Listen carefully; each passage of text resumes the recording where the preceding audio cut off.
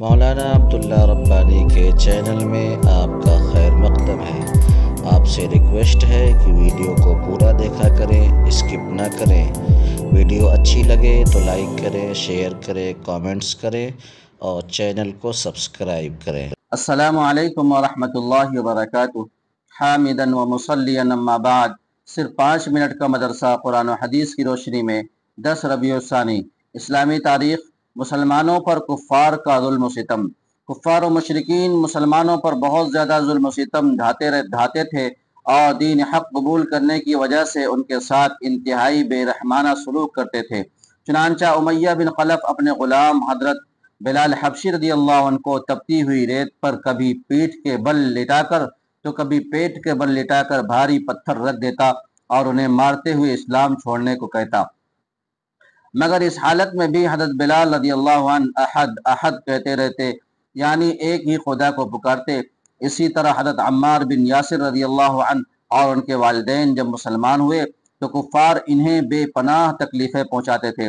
جب حضور صلی اللہ علیہ وسلم ان کے پاس سے گزرتے تو ان کی حالت زار کو دیکھ کر فرماتے، یاسر کے خاندان والو صبر کرو، تمہارا ٹھکانہ جنت ہے۔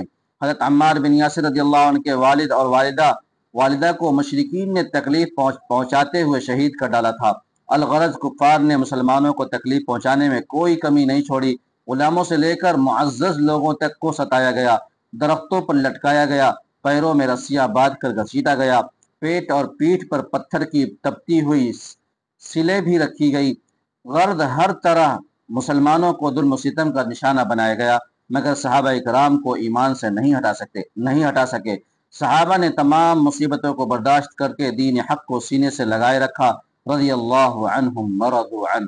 حضور صلی اللہ علیہ وسلم کا معجزہ۔ آپ صلی اللہ علیہ وسلم کے کرتے کی برکت۔ حضرت اسماء بنت ابی بکر رضی اللہ عنہ کے پاس آپ صلی اللہ علیہ وسلم کا ایک کرتا تھا۔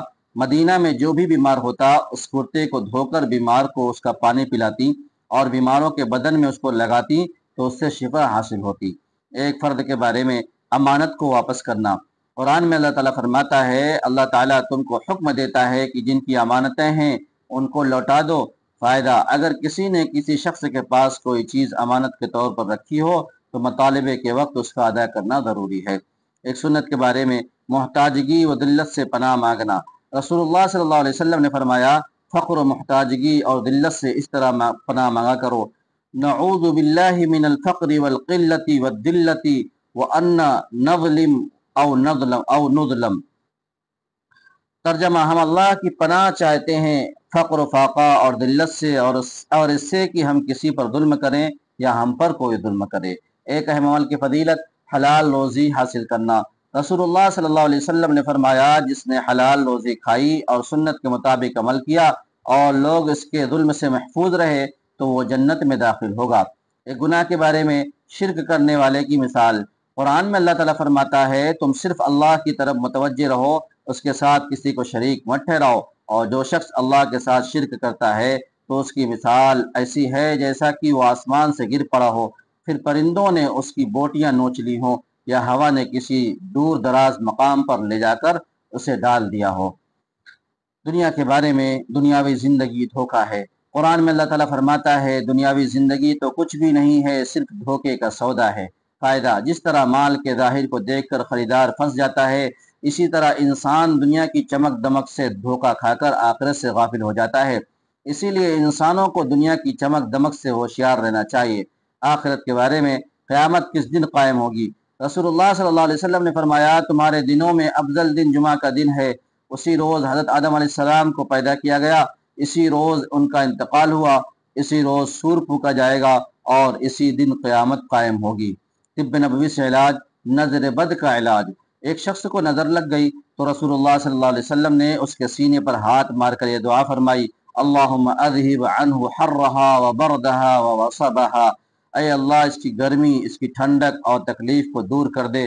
چنانچہ وہ شخص ٹھیک ہو کر کھڑا ہو گیا۔ نبی صلی اللہ علیہ وسلم کی نصیحت۔ رسول اللہ صلی اللہ علیہ وسلم نے فرمایا، جب تم میں سے کسی کا کھانا آ جائے اور اس کے پیروں میں چپل ہو تو اس کو نکال دے، اس لیے کہ یہ پیروں کے لیے راحت بخش ہے اور سنت بھی ہے۔ خلاصہ، چپل جوتے اتار کر کھانا کھانا چاہیے۔ اللہ ہم سب کو دین کی صحیح سمجھ عطا فرمائے۔ اس ویڈیو کو زیادہ سے زیادہ شیئر کریں۔ السلام علیکم ورحمۃ اللہ وبرکاتہ۔